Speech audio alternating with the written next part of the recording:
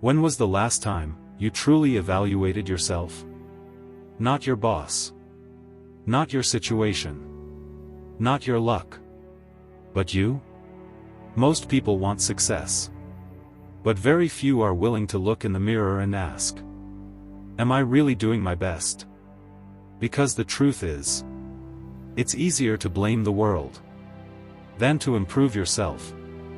One ordinary day. In a small town. A young boy walked into a drugstore. Nothing unusual. Nothing special. But what he did next contained a lesson most adults never learn. The boy picked up a soda carton, placed it near the telephone, climbed on top of it, and started dialing a number. The store owner watched quietly, curious. What could this little boy possibly be doing? The boy spoke politely. Ma'am, can you give me the job of cutting your lawn? On the other side. The woman replied. I already have someone. Simple answer. Rejection. Something most people fear. But the boy didn't stop. He said, I'll do it for half the price. Still, rejection. I'm satisfied with my current worker, the woman replied. At this point, most people would give up. But not him. The boy continued. I'll even sweep your sidewalk, your curb. I'll make your lawn the best in the entire neighborhood. He gave everything he could. More value. More effort. More commitment. And yet, the answer was still no. The call ended.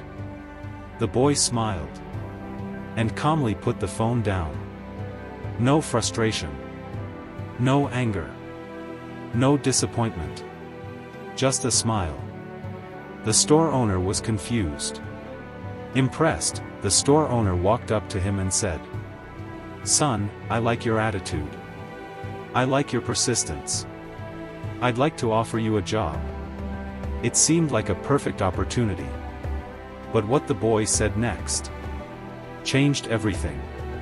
The boy replied, No thank you, sir. The store owner was shocked. But you were trying so hard to get a job.